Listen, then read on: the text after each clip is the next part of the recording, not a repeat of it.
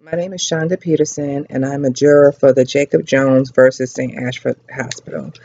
After hearing the plaintiff and the defendant um, legal representatives, I find my decision in favor of the plaintiff.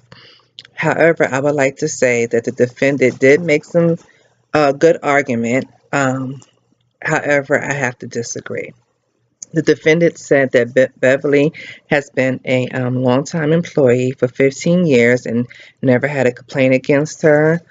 She was aware of the request that Mr. Jones had made and that she had reached out to his job several times and was unsuccessful in contacting him.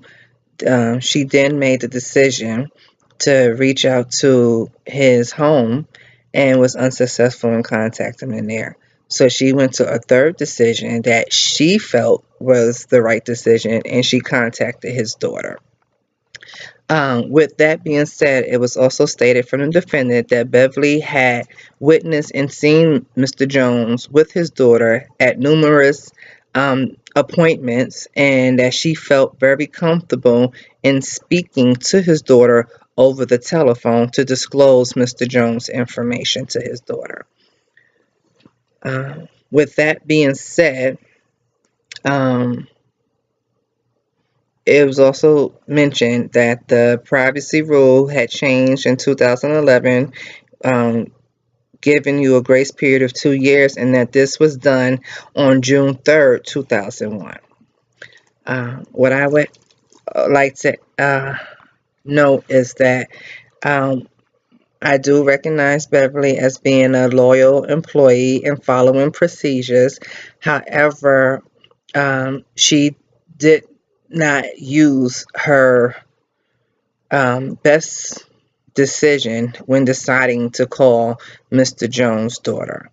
I would like to quote from the Nurses Law Legal Questions and Answer for Participating Nurses, and it states, disclosure to family and friends.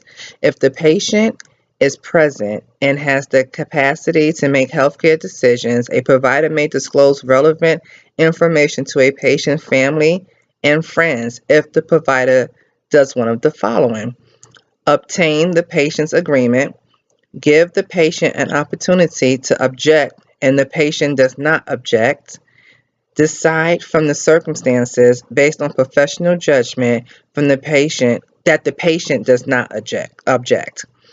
Second, it states disclosure may be made in person, over the phone, or in writing.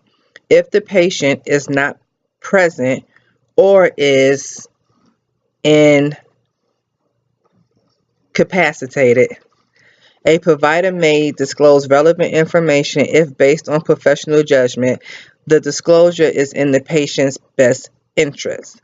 With that being said, Mr. Jones was not present. He was at work, and she should have left a message because it was in writing in his chart that he wanted to be contacted at work.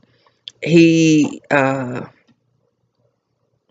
did not state that or put in writing that it was okay for anyone from the hospital to contact his family member or to call his home phone.